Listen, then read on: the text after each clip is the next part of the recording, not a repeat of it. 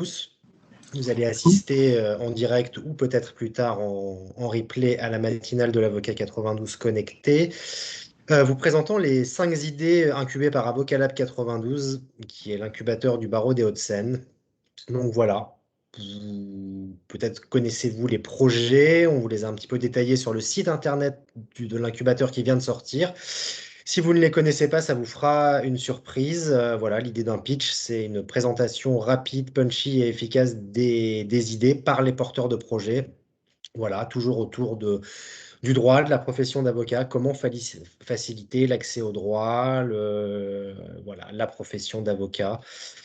Voilà, c'est le but de l'incubateur, c'est la première promotion. Je pense que c'est un moment un peu émouvant pour eux, donc je vais les laisser pitcher. Enfin, je vais laisser parler d'abord Mélissa qui va organiser ça, je pense, de main de maître, niveau chronométrage, timing et organisation. Voilà, à toi, Mélissa.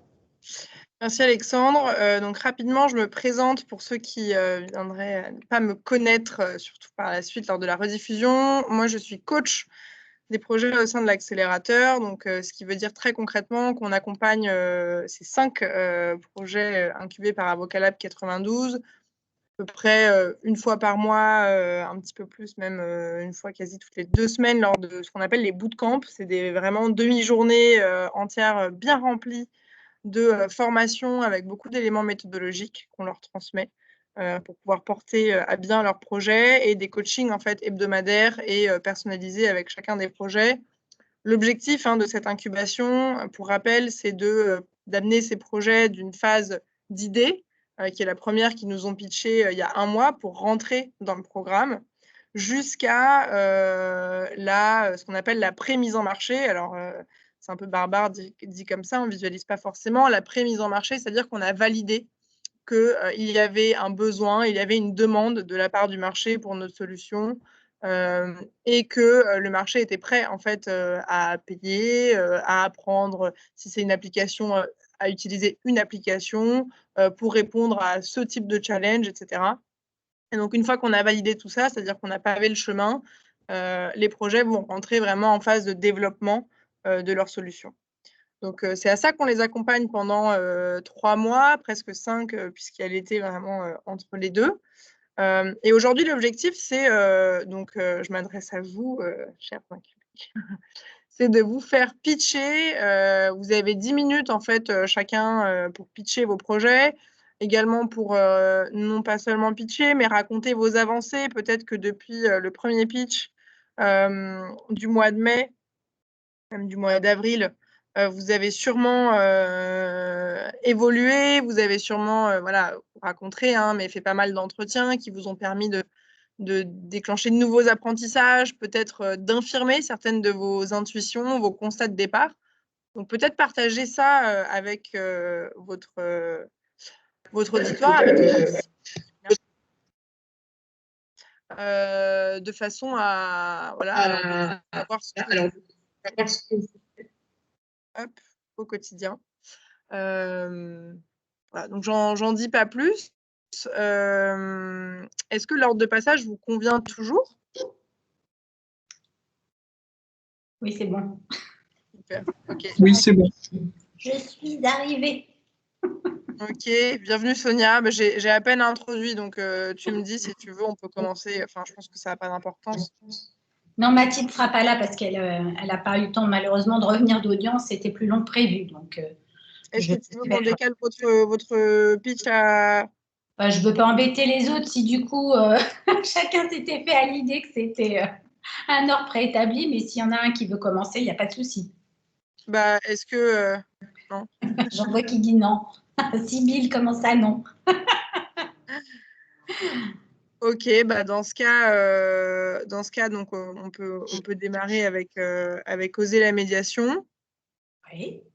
Donc voilà, donc écoute, je te laisse une fenêtre de 10 minutes dans laquelle tu peux pitcher, partager tes avancées. Et puis franchement, alors n'hésitez pas, moi je chronométrerai, donc je vous dirai quand vous aurez fini de pitcher le temps qui vous reste. Si ça déclenche des feedbacks, des questions, Ah tiens, en fait, il faudrait que je vous mette en relation avec tel machin. Est-ce que vous avez entendu parler de telle structure, que ce soit dans les participants, dans le comité, dans les autres incubés qui sont là? N'hésitez pas à utiliser le chat ou à ouvrir votre micro, mais vous êtes plus qu'encouragés à partager vos inputs, vos feedbacks, ce que vous pourriez avoir à apporter au projet. Ça marche? Ok, bah, dans ce cas, je passe la parole à Sonia qui va pouvoir nous présenter un de nos premiers projets à l'incubateur, Oser la médiation. Merci Mélissa. Alors, bien sûr, sinon c'est pas drôle, je ne vais pas arriver à passer mes nouvelles slides que j'avais préparées, mais c'est pas grave, comme on sait de quoi on parle et qu'on est à fond sur notre projet, il n'y a pas de souci. Prends le temps si tu veux. Hein. Tu l'as, toi, le tout dernier que j'ai préparé? Je suis pas sûre. Hein. Non, mais non, je peux pas l'ouvrir moi, mais... Non, je l'avais transféré hier sur Slack pour qu'on finalise avec Mathilde, mais je n'arrive pas à récupérer. C'est pas gênant si tu veux prendre une minute pour l'ouvrir, en tout cas. Non, mais sinon, c'est pas un souci sur la présentation. Je pense que ça apporte peut-être un petit peu nos idées de départ, mais pas forcément plus après. Donc, notre base de départ de ce projet, ça a été un constat récent et à la fois ancien, récent grâce au Covid et ancien parce que effectivement moi je suis médiateur depuis plusieurs années, c'est de dire qu'en réalité on a quand même une question importante qui est qu'on a plus de 2 millions de décisions de justice par an. Que donc la seule issue que les justiciables connaissent, c'est le recours au juge. Et pourtant, parallèlement, il y a un gros développement de la médiation, notamment le fait qu'on est sur un développement qui touche tous les domaines du droit, que ce soit effectivement le domaine du droit de la famille, qui est quand même classiquement un domaine de prédilection des accords, mais on a aussi maintenant des médiations obligatoires pour tout ce qui est voisinage. On sait qu'en matière d'entreprise, ça fonctionne, et donc on s'est effectivement posé cette question de savoir si ça correspondait à un besoin de nos clients. Ce qui est intéressant dans ce projet, c'est qu'on avait fait un petit peu le tour de ce qui existait il y a à peu près 6 mois quand on a commencé à se poser des questions, et en fait, il n'y avait pas de plateforme qui existait. Alors, depuis, certaines plateformes se sont développées, mais ce sont des plateformes qui ne sont pas gérées par des avocats. Et donc, ce que nous, on s'est dit, c'est que ce serait intéressant d'avoir une plateforme qui est mise en lumière, évidemment, des avocats médiateurs, parce qu'il y a une confiance importante des justiciables dans l'avocat. Et donc, le constat suivant, c'était que le justiciable est confronté à la complexité du système, c'est-à-dire qu'effectivement, de façon assez permanente, il a une difficulté globale parce que le système judiciaire est compliqué, les types de procédures sont compliqués, et je ne vous parle même pas du vocabulaire juridique. Donc, pour nous qui adorons le legal design et le design thinking, le langage clair, on s'est dit que c'était un bon outil aussi d'essayer de pallier cette difficulté à laquelle sont confrontés les justiciables. Le deuxième point, et si tu veux bien passer la slide suivante, c'était comment le justiciable trouve son information. En fait, il ne sait donc pas à qui s'adresser. Non seulement il a des difficultés avec effectivement le parcours initial, mais il ne sait pas à qui s'adresser, un juge, un avocat, un médiateur, un expert comptable. Et donc pour lui, tout ce parcours pour la résolution de son litige, il ne sait pas s'il doit le résoudre amiablement, judiciairement. En tout cas, ce qu'il veut, c'est trouver une solution, mais il ne sait pas à qui s'adresser. Donc ce constat aujourd'hui, on l'avait fait en proposant cette solution. Ce qui est intéressant pour nous, c'est qu'on a, avec les premiers constats, validé un certain nombre de nos hypothèses, c'est-à-dire les personnes interrogées veulent résoudre par elles-mêmes le litige et amiablement, parfois avec l'aide d'un tiers. Elles sont complètement ignorantes des informations relatives aux solutions alternatives et à la médiation, et elles se dirigent vers le tribunal, souvent à la suite d'une escalade du conflit, justement parce qu'il n'y a pas eu le tiers qui a permis d'apaiser et un rôle d'apaisement, et on le sait malheureusement parce qu'on est avocat, les avocats ne sont pas toujours là, en tout cas ceux qui ne sont pas formés aux modes amiables, pour avoir ce rôle d'apaisement, et ils savent faire le judiciaire, donc ils vont au judiciaire. Donc ça, on était content grâce à tous nos coachings d'avoir appris ça, d'avoir appris que voilà, nos hypothèses étaient validées, qu'on veut rendre le parcours du justiciable plus accessible. Et donc, ce qu'on avait proposé initialement dans notre sélection, c'était ça, résoudre son litige sans juge, trouver l'information nécessaire, prendre un rendez-vous gratuitement avec un médiateur pour être mis en relation et lui exposer le problème. Dans la phase suivante, si effectivement il a défini les attentes et que c'est compatible avec une médiation, alors on fait le choix d'entrer en médiation. Le médiateur prend contact avec l'autre partie et si l'autre est d'accord, on entre en médiation. Et ça, tout ce parcours, c'est une plus-value intéressante parce que clairement, les personnes interrogées ont ressenti ce besoin d'une alternative au procès. L'absence d'information rend le recours à la solution utile avec ce rôle d'apaisement social. Et donc, ça rend les deux entrées qui nous intéressent, c'est-à-dire à la fois le médiateur parce que ça lui apporte de la visibilité et une facilité à être mis en relation avec les justiciables, et ça remplit le besoin de notre utilisateur justiciable lambda, qui est la plateforme lui apporte de l'information sur la médiation et la simplicité pour résoudre amiablement son litige. Voilà notre projet. Super clair, merci beaucoup Sonia. Un pitch en un temps éclair. Est-ce que, avant de peut-être poser mes questions, est-ce que dans les participants, vous avez des questions par rapport à ce projet? Est-ce que ça peut vous évoquer quelque chose dans vos secteurs à vous, peut-être?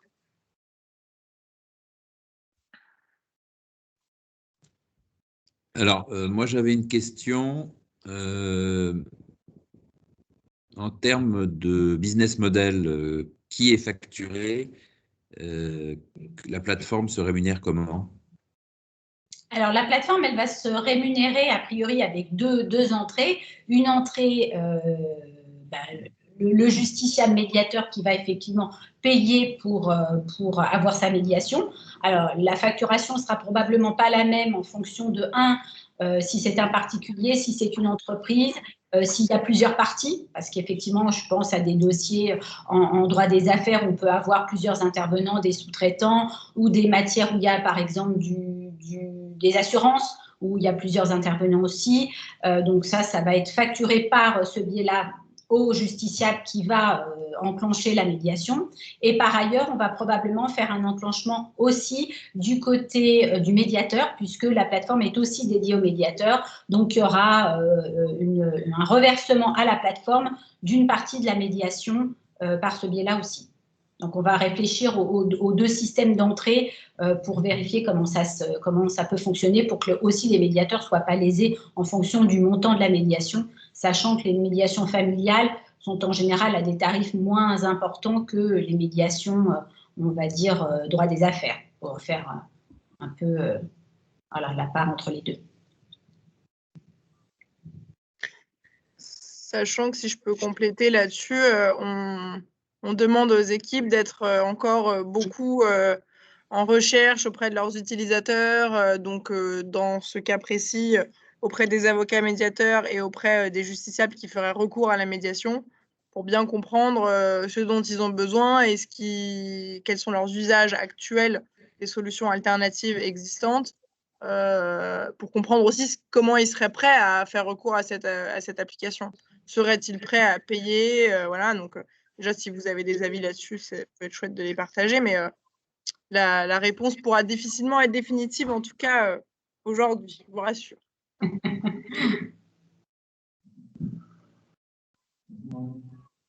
J'avais cru couper quelqu'un, je ne sais pas s'il y avait quelqu'un d'autre qui était sur le point de poser une question. N'hésitez pas. Et moi, j'avais peut-être une question, Sonia. J'ai un grand enjeu et donc de rendre visible aujourd'hui la médiation et les différentes pratiques. Est-ce que vous avez déjà une idée de comment vous comptez faire ça? Alors, ce que peut-être la plupart d'entre vous ne savent pas, c'est que moi, j'ai déjà créé un podcast sur les modes amiables qui s'appelle Avomarde et qui existe depuis un peu plus d'1 an maintenant. On en est à la 2e saison. Et donc, par le biais de ce podcast, je développe déjà ce que sont les modes alternatifs et ce qu'est la médiation. Et c'est déjà un excellent vecteur de communication parce que dans les hypothèses qu'on a validées, on se rend compte qu'effectivement, le justiciable n'est pas tellement au fait de ces modes alternatifs. Et c'est vrai que quand je partage ce podcast, la compréhension qu'en ont les gens est d'ailleurs bien meilleure. Et ensuite, ils me disent « Ah, mais ça existe, je ne savais pas, ça me tente, je veux essayer. » Alors, évidemment que dans ce cadre-là, je ne parle pas que de la médiation, mais ça les incite aussi à se dire qu'il y a des solutions alternatives qui vont préserver les intérêts de chacun, qui vont préserver la relation. Pour beaucoup, c'est important, notamment en matière familiale. Donc ça va être un vecteur de communication. Et après, le vecteur de communication, il faut qu'on affine effectivement aussi en fonction de notre petit secteur, de notre utilisateur persona qu'on a défini, parce que c'est celui qui est le moins susceptible d'entrer en contact avec un avocat. Et on sait que les avocats peuvent éventuellement informer, parce que ça fait partie d'une obligation du RIN sur ces modes alternatifs. On va viser ceux qui se dirigeraient peut-être vers les maisons du droit parce qu'ils n'ont pas l'information pour justement essayer de développer l'information en amont. Ok, merci Sonia. Je vois que certains d'entre vous sont en train de nous rejoindre. Alors j'ai un écho pour ceux qui nous rejoignent et qui ont les micros ouverts. N'hésitez pas à les couper et à les rouvrir quand vous avez des questions à poser. Comme ça évite pas mal de petits bruits parasites. Mais bienvenue à tous ceux qui nous rejoignent. Donc on vient d'avoir le pitch de Sonia qui est en équipe avec Mathilde Rouanet, toutes les deux. Sonia a fait la bande son. Hop. Sur Oser la médiation, projet autour de la visibilité et de la mise en relation entre avocats, médiateurs et justiciables. Ça fait 10 minutes. Du coup, je vais laisser... je vous laisse évidemment poser des questions si vous souhaitez ou d'autres commentaires dans le chat. Pour le coup, vous n'êtes pas limité en temps. Écoute, Sybille, est-ce que tu es prête à présenter Interface? Je suis prête. Alors, super. Attends, je vais partager mes slides. Hop. Vous allez tous vous voir en 15 exemplaires. Voilà. Donc, bonjour à tous. Donc, je suis là pour vous présenter Interface, qui est une solution, au départ, vous allez voir, juridique d'accompagnement pour les intermittents. Pour monter ce projet, nous avons Pierre-Anne. Pour ceux qui ne le connaissent pas, c'est un avocat pénaliste, humaniste et engagé. Bon, je ne vais pas refaire son CV. Pierre-Anne est aussi un artiste à ses heures perdues. Il est auteur-compositeur et il a fait pendant 30 ans la Revue des avocats. Un vrai artiste. Moi, je ne suis pas vraiment une artiste, mais je suis diplômée d'une école de communication. Je suis curieuse, motivée. Je suis un peu un caméléon. Je bosse actuellement pour un syndicat d'avocats et j'aime, c'est ma passion, trouver les solutions pour les personnes qui n'en ont pas. Donc pour ceux qui n'ont pas suivi le premier pitch, alors là, vous avez un éventail des métiers, des secteurs qui font la culture en France. Donc différents métiers, il y a des techniciens, des artistes, il y a beaucoup de choses. Donc en France, il y a quand même 276 000 intermittents qui font vivre le spectacle vivant. Donc vous allez voir aussi par la suite, même je pense que vous en doutez, ce que veut dire intermittent, c'est qu'il s'arrête et reprend à plusieurs reprises. C'est assez significatif. Donc on a fait un grand constat, c'est que les intermittents de manière générale ont une grande peur du lendemain. Ils ont peur de la précarité financière et sociale. Ils sont en grande majorité dans comment dire, ils connaissent pas leurs droits, ils sont pas à même à répondre à leurs questions eux-mêmes. Ce sont des artistes, ils n'aiment pas parler d'argent. Seule une grande partie d'entre eux qui ont les moyens, qui sont connus, peuvent faire appel à des cabinets d'avocats connus, reconnus, mais qui coûtent cher. Et le reste, qui n'ont pas les moyens, ils vont aller voir sur les tournages leurs camarades intermittents. Donc c'est du bouche à oreille, ils vont aller voir sur des sites internet, des réseaux sociaux, mais souvent c'est pas assez suffisant.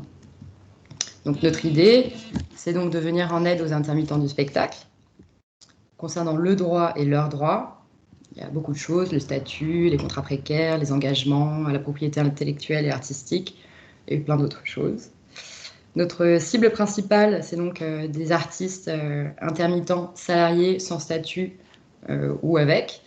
Il y a donc les techniciens, les artistes du cinéma, au théâtre, en passant par le cirque. Majoritairement, ils habitent en Île-de-France. En majorité aussi, ce sont des hommes entre 30 et 49 ans. Notre projet, c'est donc une plateforme d'aide et d'assistance juridique destinée aux intermittents du spectacle, une équipe d'avocats, d'étudiants, d'universitaires dédiés et une charte des professionnels du droit qui interviennent. Donc notre offre, c'est une foire aux questions réactualisée sur une plateforme qui est sécurisée. Alors, comme Mélissa disait avant, c'est qu'on n'a pas encore bien défini notre modèle économique. Ils pourront télécharger des contrats types, des courriers, et ils pourront faire appel à une liste d'avocats qui seront agréés et signataires de la charte. Donc le fonctionnement, je vais aller vite. On a d'un côté nos intermittents qui sont dépités, qui prennent un abonnement à notre plateforme et qui, du coup, peuvent poser leurs questions à nos consultants. Ça, c'est dans un forfait qu'on aimerait proposer. Ensuite, pour des questions qui sont plus complexes, ils peuvent accéder à cette liste d'avocats dédiés en payant leur abonnement. Donc le bénéfice pour la profession d'avocat, créer des vocations chez les jeunes avocats et toucher un nouveau marché de personnes qui ne seraient pas forcément allées voir un avocat. Donc notre point d'étape, donc nous avons fait passer 10 entretiens. Alors c'est long les entretiens, en moyenne 1h30, 2 heures, donc c'est assez riche. Je pense que ça exprime le fait qu'il y a vraiment un besoin. Donc on est quand même pas mal de notre cible. On a 6 hommes, 4 femmes, entre 21 et 71 ans, qui étaient... on a essayé de trouver quand même pas mal de techniciens de différents milieux et un chanteur, des acteurs. C'est découvert une nouvelle cible qu'on avait timidement mis un peu dans le début de nos travaux avec l'incubateur. Ce sont les artistes indépendants. Alors les artistes indépendants, pour le moment, on a interviewé qu'un sculpteur plasticien et une designeuse de chaussures, mais ils ont exprimé un très fort besoin d'accompagnement juridique. Donc le constat important chez les intermittents, c'est la validation qu'il y a des points de douleur qui existent. Donc concernant les litiges ou les points de blocage, il y a une très grande précarité, la peur d'être blacklistés s'ils font une vague, l'absence de contrat et des difficultés de règlement. On a été très étonnés de voir que finalement l'absence de contrat et les difficultés de règlement, c'est pas vraiment un point de blocage. C'est-à-dire que pour eux, ils sont intermittents artistes et que c'est des choses qui sont acceptables dans leur milieu. Le statut, Pôle emploi a vraiment mis en place des choses qui étaient adaptées aux intermittents. Il y a néanmoins une grande opacité des calculs, ça ils ne le comprennent pas vraiment. Ils ont peur de se lancer pour les jeunes de prendre le statut d'intermittent. Il y a cette peur de la précarité. Il y a une grande différence également entre les techniciens et les artistes, qui est encore plus importante chez les musiciens, mais ça je vous en reparlerai après. Parce que être intermittent, c'est donc faire partie d'une grande famille. Il y a pas mal de solidarité entre eux, notamment avec des projets, ça c'est ce qui est ressorti des entretiens. Ils vont faire bosser des potes, donc gratuitement ou très peu payés. Donc encore, on revient à cette idée d'un artiste, un saltimbanque n'a pas besoin d'être vraiment payé. Les litiges sont trop peu importants pour qu'on aille au contentieux. Donc, est-ce qu'un bon courrier vaut mieux qu'un mauvais procès? C'est ce qu'on pense et c'est ce qu'on aimerait mettre en place. Ce ne sont pas des entrepreneurs et ils ont besoin d'être assurés. Et c'est là que nous, on doit arriver. Oui, je voulais vous faire un petit focus sur, par exemple, les musiciens qui, lorsqu'ils sont en processus de création, ils ne peuvent pas faire leurs 507 heures. Donc, en fait, ils ne rentrent pas d'argent alors qu'ils doivent payer un studio, ils doivent payer des musiciens. Et ils ne sont pas protégés pour ça. Donc là, il faudra qu'on essaie de trouver une idée pour les aider. Le constat pour les artistes indépendants, donc il y a un très très fort besoin d'accompagnement parce qu'il n'y a pas cette solidarité comme chez les intermittents. Il y a beaucoup de concurrence. S'ils ne sont pas inscrits à la maison des artistes, ils n'ont même pas cet esprit familial qu'on peut retrouver communautaire chez les intermittents. Ils ont eu très peu d'aide d'État pendant la crise du Covid, donc ils sont vraiment en souffrance. Et comme pour les intermittents, les litiges, ça va être la précarité, l'absence de contrat, les difficultés pour être réglés. Et alors là, on est plus dans la propriété intellectuelle avec des vols de création. Donc les intermittents et les artistes indépendants, ils sont dans cette même précarité. Ils n'ont pas de fiche de paye, ils ne peuvent pas aller louer un appartement parce que en fait, ils arrivent pour les intermittents avec 30 fiches de paye. Les agences ne regardent même pas. Ils ne peuvent pas aller voir la banque en disant je veux emprunter de l'argent pour m'acheter un logement. C'est impossible. Ils ont très peu de moyens pour la retraite. Quand on leur paye leur cachet, on leur pose la question s'ils veulent ou pas cotiser pour la retraite. Donc en général, ils disent non, ce qui est une aberration. Et un des techniciens que j'ai interrogé m'a dit, j'ai 47 ans, je gagne 3 000 € par mois et je ne peux même pas me louer un appartement à 800 €, ce qui est une aberration. Donc on est encore plus motivé maintenant, plus on creuse, plus on est motivé. Et voilà. Donc on est preneur de vos retours, vos avis et vos coordonnées pour échanger, parce qu'on n'a pas encore interviewé d'avocat et on aimerait bien le faire. Voilà. Merci Sybille. À vous pour cette présentation. Comme d'habitude, je vous laisse la place aux questions. Il reste énormément de temps, mais je prends note de vos questions et sinon de vos retours, et sinon j'en ai aussi. Ouais, un truc intéressant que j'ai entendu, c'est que vous aviez quand même dans le mot interface une cible qui est celle des intermittents.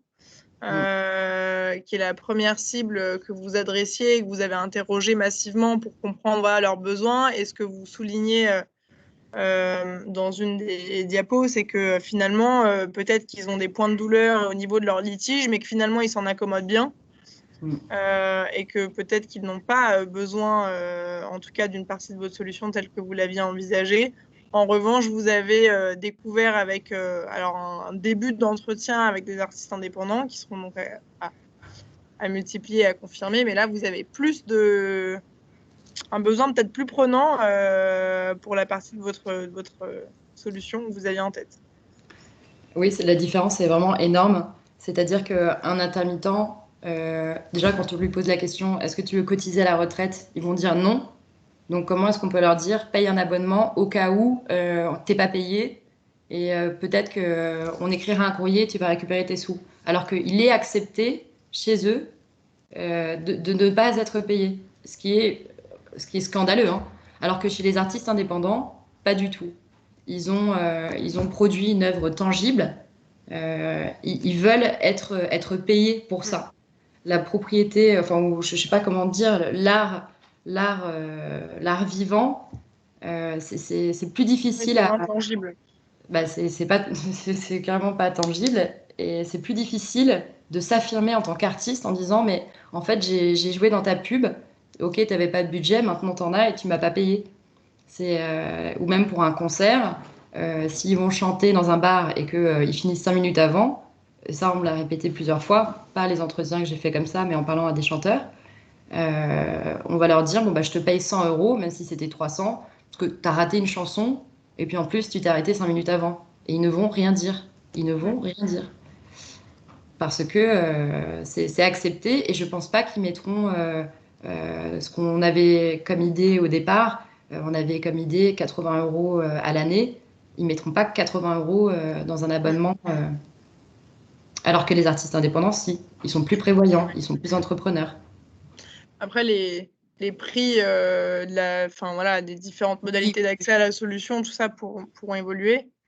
Et donc, ce que j'entends, c'est qu'il y a effectivement un accès à une plateforme où il y a des modèles de courrier, des choses qui pourront vraiment aider au quotidien, et une mise en relation avec des avocats spécialistes de ces questions-là pour les aider si litige il y a, quoi. C'est ça. Je fais là. Je vais poser une petite question sur ce sujet que je connais plutôt bien. Sur la modélisation des actes, vous avez commencé à réfléchir au contenu et aussi aux outils que vous allez utiliser, c'est-à-dire du safe, du make-us ou du buy. Je veux dire, en gros, vous allez acheter ou faire développer ou pas du tout d'idée ou. Pas encore. Ok. Pas encore. Ok. Tu veux me... David, tu as levé la main? Ouais, je voulais poser une petite question. Je ne sais pas si ça marche là, oui, c'est bon? Ouais. Ouais, simplement, c'était pour savoir si vous comptiez travailler avec des agents artistiques aussi ou Alors, on n'y avait pas du tout songé. C'était vraiment un truc hors contexte. Et en fait, l'acteur, il m'a parlé de son agent et on s'est dit, mais on n'a pas pensé aux agents du tout. Alors, on s'interroge encore. Je sais pas. ça peut être un bon moyen de communication Voilà. pour toucher en fait votre cible. Donc, parce que souvent, c'est l'agent, quoi. Ça dépend quel secteur vous visez, mais ceux qui ont des moyens, ils ont souvent un agent. Et l'agent, c'est lui qui va leur dire, on va aller voir l'avocat, ou on va. À mon avis, ça vaudrait la peine. Alors, on s'était dit pour que notre plateforme, c'était plutôt pour les plus précaires et que, tu vois, on s'adresse vraiment aux gens qui n'ont pas un radis. Qui sont pas encore à ce stade, ouais. Ouais, mais il paraît que finalement, un agent, ça coûte, ce que m'a dit l'acteur, c'est que ça coûte pas si cher. C'est-à-dire qu'il prend, ou je sais plus, j'ai oublié, 10 ou 10%, 10% du cachet. Je crois que c'est ça. Ah, pardon, je me tais. Je suis désolée, je ne vais pas vous couper, mais effectivement, pour être un peu équitable pour tout le monde, Oui, bien sûr. on va passer au projet suivant. N'hésitez pas, voilà, encore une fois, le chat est là.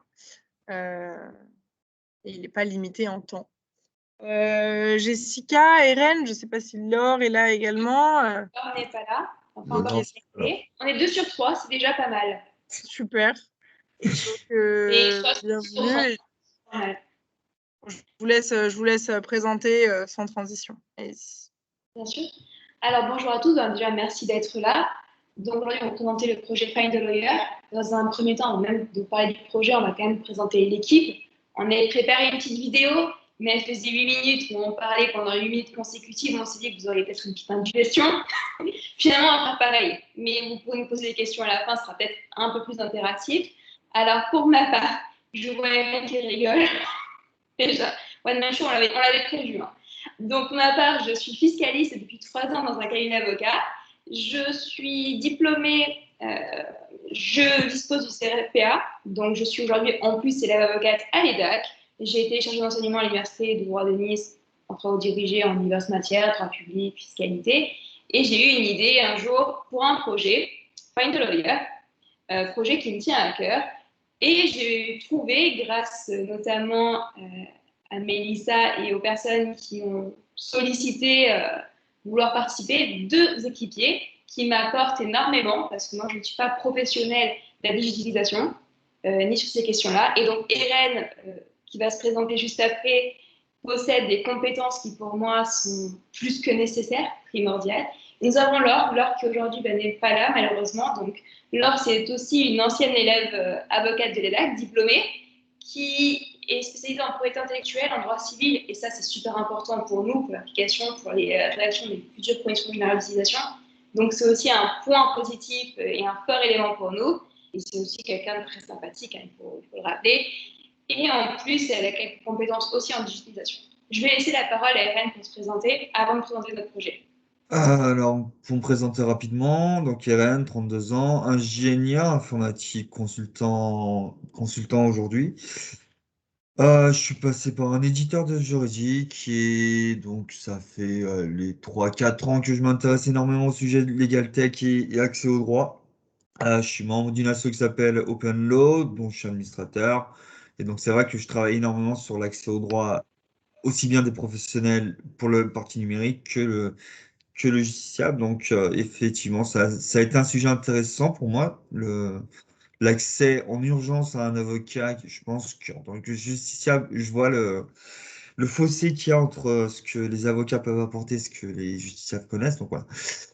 C'est pour ça que c'est un plaisir d'accompagner Jessica sur ce projet-là. Et donc, j'ai accompagné aussi d'autres projets, mais bon, c'est pas le plus important aujourd'hui. Voilà, je te laisse Jessica reprendre la main. Alors, pour moi, Find a Lawyer, comment l'idée m'est venue? Alors, l'idée, elle vient d'Anthony. Alors, Anthony, c'est qui?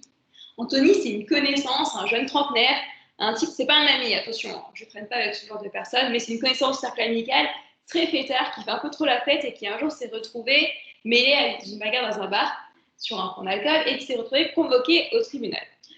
Anthony a décidé de se défendre seul, certainement bercé donc, par les séries américaines, Foot ou autres, et il s'est rendu compte 2 heures avant son audience, en arrivant un peu tôt au tribunal, que ça allait mal se passer. Donc, il a jeté une bouteille à la mer sur ses réseaux sociaux, sur Facebook notamment. S'il vous plaît, aidez-moi à trouver un avocat. J'ai besoin d'un avocat pour dans 2 heures et surtout ici, à telle zone. Et là, on a essayé de l'aider et on s'est rendu compte qu'en fait, les avocats ne sont pas disponibles, que si vous voulez contacter un avocat sur Google ou autre et vous tournez sur le secrétariat, la secrétaire ne passe pas forcément le message à l'avocat ou met quelques temps en tout cas, donc ça prend un peu de temps. Il est très compliqué d'obtenir un avocat assez facilement et rapidement. Donc, on a forcément conseillé à Anthony d'aller voir les avocats de permanence. C'est ce qu'il a fait. Mais j'ai l'idée de proposer un service en plus. Et c'est là qu'est née l'idée Find a Lawyer. L'idée Find a Lawyer, c'est quoi? C'est proposer une application sur laquelle les justiciables qui seraient dans le besoin pourraient s'inscrire, rentrer leurs besoins, leurs zones géographiques, leurs coordonnées géographiques, et on aurait une liste d'avocats qui se seraient inscrits préalablement sur l'application avec leur domaine de compétences et leurs zones géographiques, et on les ferait matcher. Comme ça, on pourrait proposer au justiciable un avocat en moins de 5 minutes, et surtout dans une zone géographique bornée, proche de lui. Donc, ça permet d'obtenir un avocat rapidement, en moins de 2. Ce qui est très bien, c'est qu'on a tous des téléphones sous les mains tout le temps. On est ultra connectés, et forcément, l'avocat qui aura son téléphone à côté de son ordinateur va recevoir directement la notification, et il va pouvoir agir et être réactif en moins de 2. Donc, l'idée, elle est là, aujourd'hui, c'est de proposer ce type de service en plus. Je n'ai pas de faire de la concurrence aux permanences d'avocats, non, c'est vraiment proposer un service en plus. Alors, on a fait les bootcamps, on a commencé les études de marché et on a commencé à interroger un petit peu les justiciables surtout. Et là, on savait qu'en France, il y a environ 958 habitants pour un avocat. C'est peu. Beaucoup de personnes n'ont pas d'avocat. Et on s'est rendu compte avec ces entretiens que souvent, les personnes n'ont pas d'avocat titré et elles ne savent même pas comment choisir un avocat. Donc, ils vont sur Google, ils prennent les conseils d'un ami, mais souvent, leur problématique, c'est de ne pas savoir choisir son avocat. Donc, ça nous a amené à réfléchir à d'autres projets, à pourquoi pas faire évoluer un petit peu le projet initial, pour aider, pour guider un petit peu. On est sur cette phase-là de recherche pour améliorer encore notre application, le projet qu'on voulait présenter. On a aussi fait des entretiens avec des avocats qui sont pour la digitalisation parce qu'on s'est rendu compte, notamment avec la crise liée à la Covid-19, que beaucoup d'avocats, surtout dans le domaine judiciaire, ont été impactés. Il y a quand même 28% des avocats, c'est une enquête du CNB de 2019, leur rapport, qui étaient prêts à se réorienter professionnellement. Donc aujourd'hui, on veut quand même offrir une solution win-win, tant pour les avocats que pour les justiciables. On a une réponse rapide aux justiciables et on propose aux avocats d'obtenir des clients sans même besoin de faire de la prospection client. Et ça, pour eux, ils auraient intérêt à être donc sur ce type d'application. On aura plusieurs types de financement pour cela, mais je pense qu'on en reparlera plus tard. Je pense que c'est encore le projet. Est-ce qu'il y a des questions? Voilà, c'est ça. Est-ce que vous avez des retours, des questions? Surtout, n'hésitez pas, parce que j'imagine que parler pendant longtemps, je vous ai un petit peu embêté. Mais c'était plus interactif que ma vidéo de base. Oui, moi j'avais une question. Quelle est la concurrence? Parce qu'il y a énormément de plateformes de mise en relation avocats, personnes ayant besoin d'avocats. Par exemple, je sais que le CNB a une plateforme qui met en relation les avocats avec les justiciables. Alors, comment vous vous situez par rapport à la concurrence? Effectivement, il y a la concurrence, on va les citer. En plus, il y en a un qui est un nom assez proche. Il est tenu par un avocat, Call of Layer. Il y a consultation avocat. Mais je pense que c'est plus. La différence se fait plus dans l'expérience d'utilisateur, étant donné qu'on va aller plus dans la. Parce que vous pouvez consulter un avocat de n'importe où en France sur le site du CNB. En plus, l'avantage, c'est que vous avez tous les avocats. Sur Call, en termes de marché, ils sont très avancés, Avostart et tout. L'avantage qu'on a, c'est, je pense que c'est plus le côté, le côté match, le côté coup de cœur sur la présentation de l'avocat. On s'est dit peut-être qu'on pourrait peut-être mettre des photos, des vidéos, un peu comme, en fait, le Tinder de l'avocat, dans le sens où vous allez pas avoir juste une fiche de la personne et chercher et chercher à avoir de la rencontre. Ce qu'on disait, c'est qu'on pourrait se rapprocher d'une expérience plus Tinder. Bon, même si ça peut faire grincer les dents et tout, mais je pense que cette recherche serait plus, l'expérience sera plus intéressante. Après, peut-être qu'on n'ira pas jusqu'au bout, mais voilà, on se dit que euh, oui, il y a beaucoup de concurrence, mais en termes d'expérience de recherche, je pense qu'il y a encore des choses à faire. Mais il faut aussi savoir que souvent, les services proposés en ligne proposent des consultations juridiques par téléphone. Vous payez 5 € la ligne pour une consultation juridique, c'est très bien. Nous, on ne va pas faire la consultation juridique par téléphone. Vous voulez, demain, je serai un cabinet d'avocat, vous m'appelez, je vous la fais aussi, votre consultation. Ce n'est pas ça. Nous, ce qu'on veut, c'est d'offrir une réponse urgente à un besoin urgent. On veut les faire mâcher, on veut qu'ils se rencontrent. Aujourd'hui, vos axes de différenciation, c'est l'urgence et l'expérience utilisateur. C'est ça. On veut pas faire de la consultation par téléphone. Il y en a déjà beaucoup. Il y a déjà beaucoup de sociétés là-dessus. On veut plus. Et surtout, comme l'a dit Hélène, il y a aussi l'utilisation. On a discuté un petit peu avec les justiciables. Et en effet, bon, les personnes de 50 ans et plus nous sont dit, oulala, une application, choisir un avocat en ligne, oulala, c'est compliqué. Moi, mon téléphone, je ne sais pas trop m'en servir. On va faire quelque chose de facile, de didactique, de simple, d'esthétique, forcément, mais surtout de très simple et de facilement utilisable à la portée de tous, en fait. Je me fais stopper. J'ai mon téléphone qui a sonné. Merci, Jessica. Je suis désolée s'il y a d'autres questions. Je suis obligée de les prendre par le chat, du coup. Je vais répondre. Merci à tous les deux pour votre présentation. Donc, Find a Lawyer, vous pourrez trouver plus d'infos sur tous les pitchs et tous les projets au fur et à mesure sur le site d'Avocat Lab qui est maintenant dispo. D'ailleurs, Alexandre, je te laisse mettre le lien du site dans le chat du coup, pour aller nous faire un petit peu de flux sur ce site. Suite à Find a Lawyer, on a Pierre et David ici présents qui vont pouvoir nous présenter OpenPref. Juste petit disclaimer, David, il me semble que ton casque, il chope les sons qui sont à l'externe. Donc, peut-être que, voilà, si tu as un micro directionnel sur ton ordi, là, ton micro est coupé, mais ça sera peut-être plus... Vous arriverez plus à parler l'un après l'autre. Voilà. Donc, je vous laisse présenter OpenPref, du coup. Merci, merci Mélissa. Donc Pierre et David pour OpenPref, donc qui est une solution destinée à aider les personnes étrangères dans leur démarche d'obtention de titres de séjour. Donc notre idée, notre hypothèse de départ, elle est venue de notre pratique, puisqu'on est tous les deux avocats depuis une dizaine d'années en droit des étrangers. Et on a remarqué depuis plusieurs mois et voire même plusieurs années que nos clients étaient confrontés à une impossibilité de prendre rendez-vous en préfecture pour déposer leur demande de titre. Parfois, ils attendaient entre 6 à 9 mois pour arriver à obtenir un rendez-vous pour déposer leur dossier. Et de cette situation résultait pour eux beaucoup de difficultés puisque leur vie était véritablement mise en suspens, puisque sans titre de séjour, eh bien, vous ne pouvez plus continuer à travailler, même si vous êtes en CDI et que vous avez une situation qui est parfaitement stable. Si vous êtes étudiant, eh bien, vous ne pouvez pas poursuivre vos études. Si vous êtes locataire, vous perdez votre logement. Donc, il en résultait pour eux des difficultés extrêmement concrètes et perturbantes. Et face à cela, ils avaient également des difficultés à trouver des solutions puisque les informations sur Internet étaient souvent assez jargonneuses, c'est-à-dire on tombait sur des articles juridiques expliquant comment on pouvait contraindre la préfecture à obtenir un rendez-vous, ou alors c'était des informations qui n'étaient pas réellement fiables puisque elles étaient obtenues, entre guillemets, dans le cadre du bouche à oreille communautaire. Ça, c'était notre hypothèse de départ, de travail, et qui a été confirmée dans les cadres des entretiens que l'on a pu faire.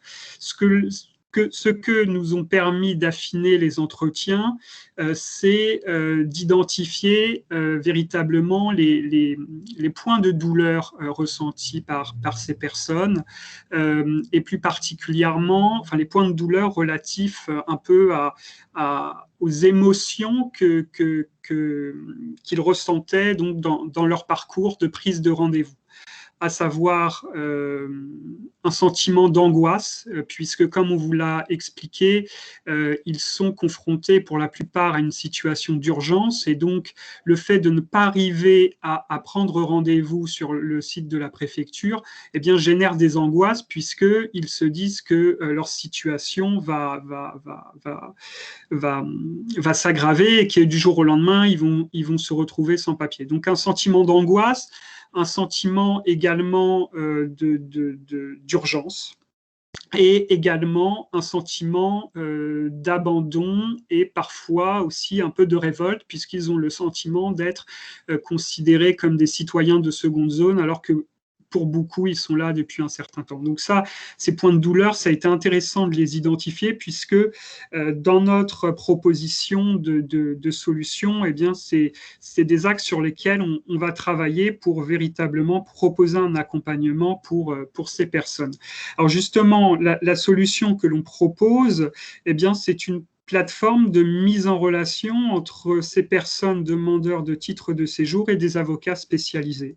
Alors concrètement, notre solution de départ, mais qui reste un peu encore à affiner au travers des bootcamps, c'est de faciliter les démarches de ces personnes en leur proposant un site donc extrêmement ergonomique, fonctionnel, clair, simple d'utilisation, pour lequel il n'aurait qu'à se connecter, à cliquer sur un bouton central en remplissant un petit formulaire, nom, prénom, numéro d'étranger, et ensuite il recevrait un mail automatique généré qui leur résumerait bien toutes les étapes et ce que va faire l'avocat pour leur permettre d'obtenir un titre de séjour.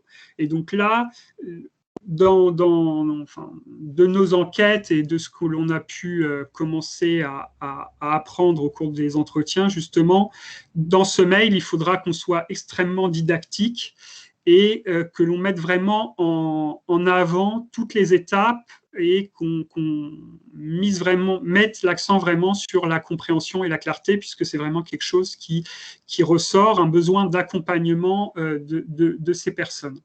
Et ensuite, donc, du côté de l'avocat, les choses sont très simples, puisqu'on peut faire des procédures assez standardisées avec des mises en demeure, puis mise en demeure à la préfecture de proposer une date de rendez-vous, et si cela ne fonctionne pas, de faire un référé devant le tribunal administratif. Donc là encore, on a des modèles, donc c'est très facile pour l'avocat.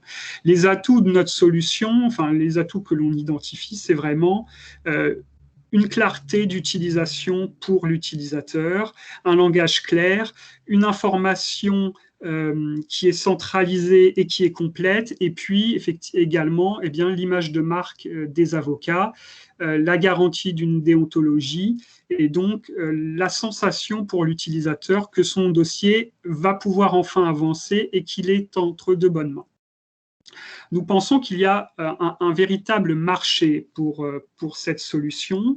D'abord parce qu'il y a 3,5 millions de personnes étrangères en France et que, dans l'absolu, toutes ces personnes seront un jour ou l'autre confrontées à cette problématique de renouvellement du titre de séjour.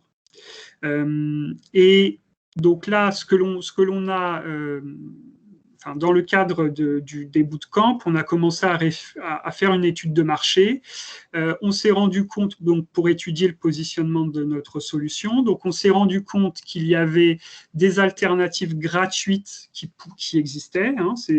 Les alternatives gratuites, c'est le travail des associations et c'est également des petits robots qui vont prendre rendez-vous, qui vont essayer de prendre rendez-vous sur le site des préfectures. Mais face à ces deux concurrents, on pense qu'on a un emplacement, qu'on a une carte à jouer parce qu'ils répondent de manière incomplète aux besoins des personnes. C'est-à-dire que les associations, elles font un très bon travail, mais elles ne sont pas toujours en mesure de répondre à l'urgence dans laquelle se trouve la personne pour prendre rendez-vous. Donc notre solution serait vraiment, en automatisant tout le processus, de pouvoir permettre à la personne d'avoir un rendez-vous de manière extrêmement rapide. Et les robots qui existent ont des résultats très insatisfaisants, et il y a également beaucoup d'arnaques en la matière. Et enfin,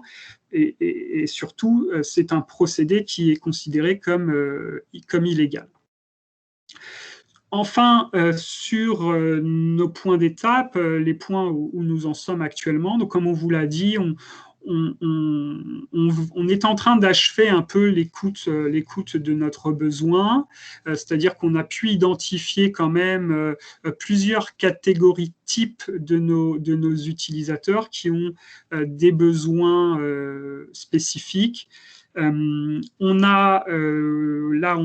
est sur le point de lancer un peu un sondage sur Facebook sur différents groupes de personnes étrangères pour essayer un peu de tester notre idée.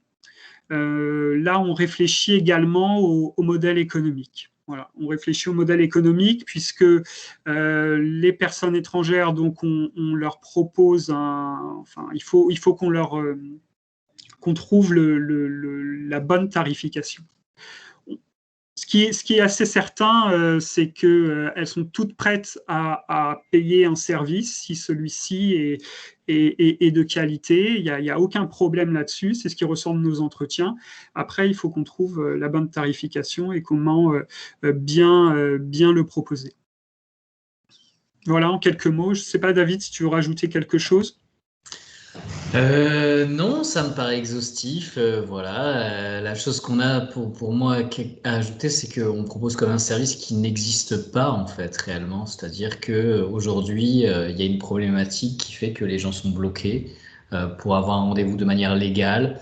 Et nous, l'objectif, c'est de leur proposer, c'est de mettre un peu la pression sur les préfectures, donc pour que la situation change. Donc c'est un projet qui est ambitieux. Donc, dont Pierre est à l'initiative et que j'ai eu la chance de pouvoir accompagner. Merci à tous les deux.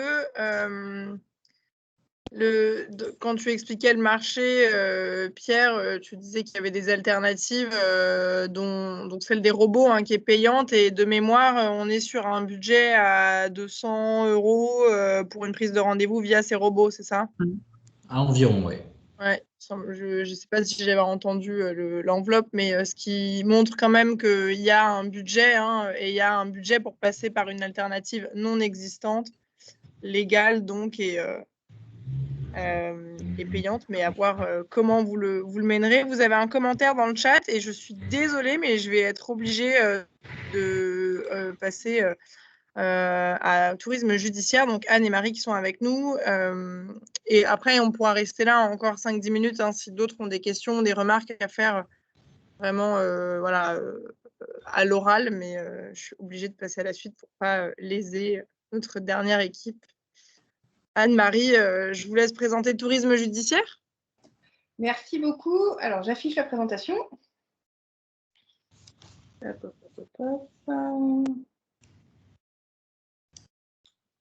Un instant. J'ai l'impression que ça arrive. Ça arrive.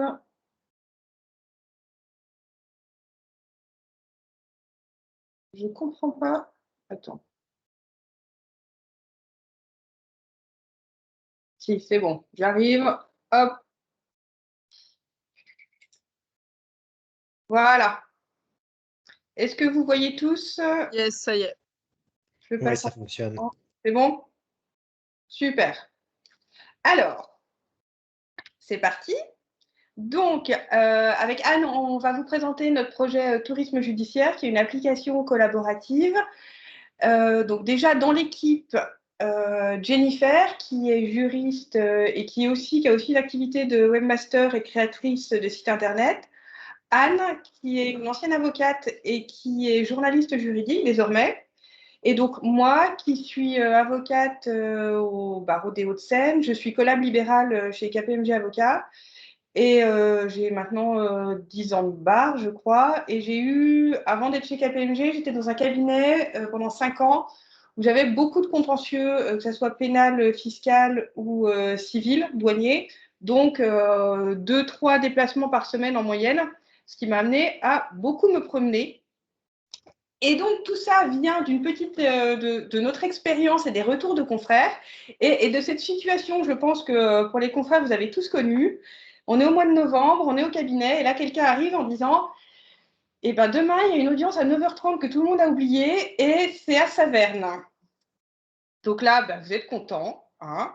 Vous êtes content et vous découvrez que le train, pour être à l'heure, part à 5h42. Donc, le lendemain matin, vous êtes à l'heure gare de l'Est, vous baillez un petit peu, vous faites un petit somme dans le train, vous arrivez à Saverne, et là, premier problème, si votre train est arrivé à l'heure, qu'il n'est pas arrêté sur les voies, etc., qu'il n'a pas renversé quelque chose sur le chemin, comment on va au tribunal? Sachant que dans certaines juridictions, il n'y a pas de transport en commun, il n'y a pas de taxi. Il y a des petits pièges. Hein. Personnellement, par exemple, j'ai fait 1,5 km la première fois à Grenoble. J'ai fait le tour alors qu'il y a un passage souterrain qui va de la gare au Palais. Si vous n'êtes pas allé à Grenoble encore, vous pouvez le noter. Et puis ensuite, l'étape suivante, bah, vous arrivez au Palais, c'est le mois de novembre, il pleut, et là, on vous ferme la porte au nez. En tout cas, on ne vous l'ouvre pas parce que ça n'ouvre qu'à 9h30, y compris pour les avocats. Les locaux de l'ordre sont dans le Palais, on n'a pas le droit d'y aller. C'est de plus en plus fréquent. Et donc, bah, il pleut, il fait froid, on est au mois de novembre. Vous cherchez un endroit pour vous replier, vous finissez dans le bar PMU d'à côté, et ça, c'est parce que vous n'êtes pas en période de confinement et que vous trouvez un endroit où vous pouvez vous replier.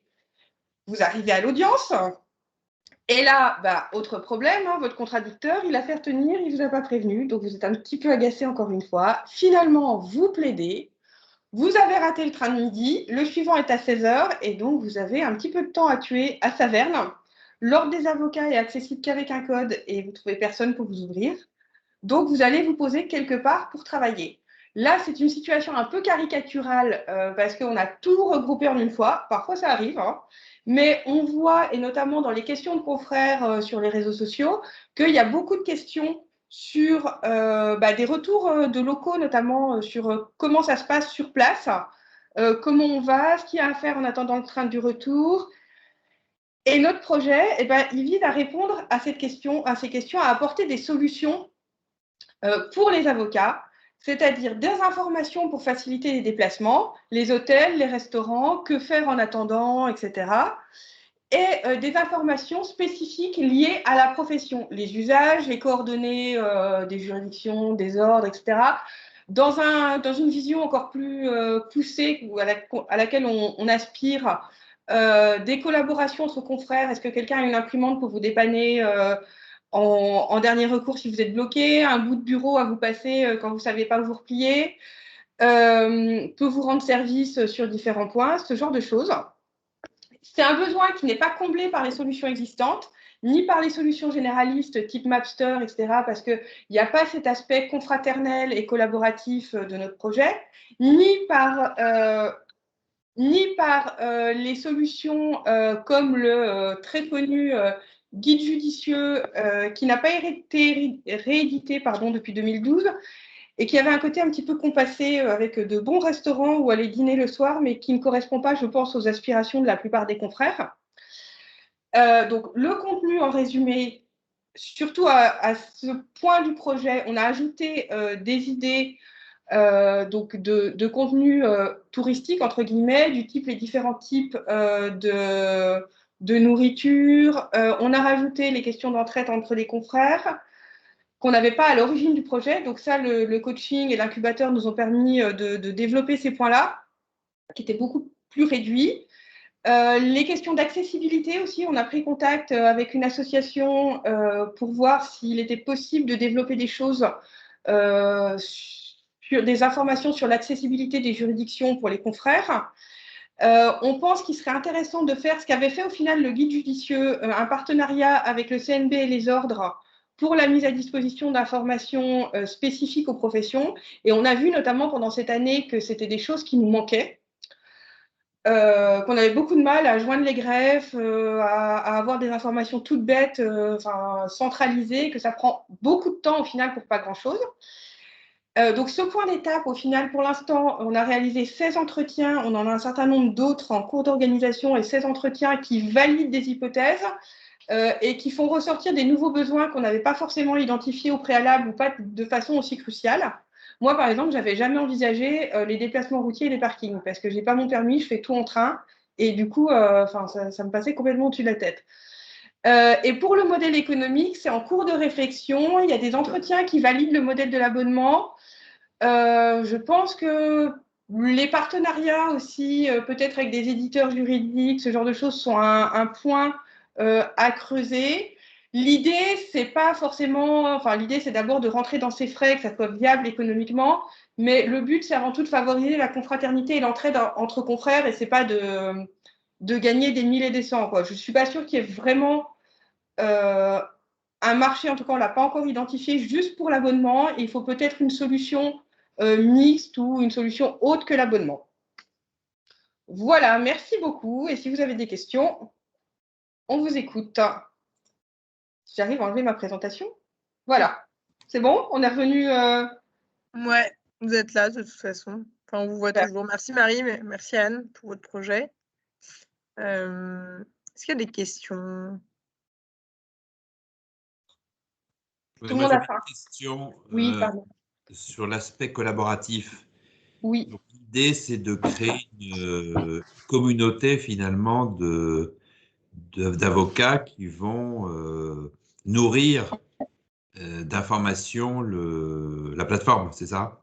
Alors, en partie, parce que je ne pense pas que ça soit possible de nourrir tout. Enfin, Anne, tu me dis, mais je ne pense pas qu'il soit possible de nourrir toute la plateforme juste avec les confrères volontaires. On en a déjà qui sont volontaires, mais on voit dans les entretiens que ressortent notamment des volontariats pour prêter un bureau si nécessaire, pour ouvrir son cabinet pour des impressions, ce genre de choses. Offrir un café, des choses comme ça. Mais oui, effectivement, il y aurait aussi des choses à faire avec d'autres personnes.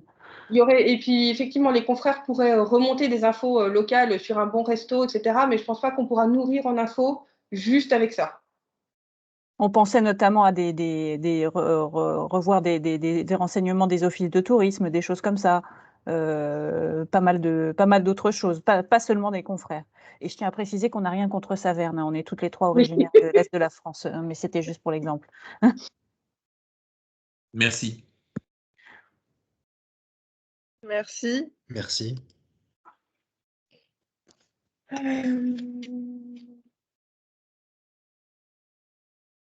me disais noter des trucs, mais je ne les ai plus. Pas d'autres questions? Il est 13h35, on est parfaitement dans le timing. Les pitchs ont été cadrés. C'était intéressant et varié et plaisant d'entendre les énergies et les projets de la première promotion d'Avocat Lab 92 et on va continuer à vous suivre dans vos aventures, l'accompagnement et voilà. Et donc on rediffusera ces pitchs. N'hésitez pas à m'envoyer vos slides, tout document utile et qu'on puisse vous valoriser au maximum. Voilà, merci à tous. Merci à tous pour votre écoute. Merci. Voilà, si ces pitchs vous évoquent peut-être après votre pause déjeuner ou pendant votre pause déjeuner des questions, des mises en relation. Enfin voilà, c'est les projets en sont, je vous ai dit ce qu'ils allaient faire pendant 3 mois avec nous, mais ils en sont vraiment au stade des recherches et des observations auprès des utilisateurs, de leurs utilisateurs. Ils commencent enfin à avoir des conclusions qui vont leur permettre de définir leurs solutions, mais les solutions sont encore tout à fait malléables. Donc, ça serait super d'avoir vos retours. Si vous, en tant qu'avocat, vous avez déjà des avis, des partis pris, ou voilà, autour de vous, des justiciables qui se sont déjà retrouvés en fait, dans un des cas de figure qui vous ont été partagés. N'hésitez pas à entrer en contact avec le barreau, avec le programme d'incubation via LinkedIn. Il y a de nombreux posts régulièrement. Je pense qu'on sera ravis de faire le pont avec les projets pour que vous puissiez échanger. Merci Sylvaine pour votre écoute. Et vous avez toutes les informations sur le site de l'incubateur qui vient d'être mis en ligne la semaine dernière. J'ai posté le lien. Et vous allez donc avoir tous les replays, tous les futurs événements et puis des actualités, la vie de l'incubation. Donc, n'hésitez pas à consulter le site et puis à en faire la promotion. Il est tout frais, il est tout neuf et voilà. Et on va le faire vivre grâce aussi à votre énergie entrepreneuriale et à ces beaux projets. Alors, merci à tous. Et à Merci beaucoup, bravo à tous. Merci. Merci. Bravo à tous, bonne journée. Merci. Très bel après-midi. Merci. Voilà. Au revoir. Merci. Au revoir. Bonne journée. Bon appétit.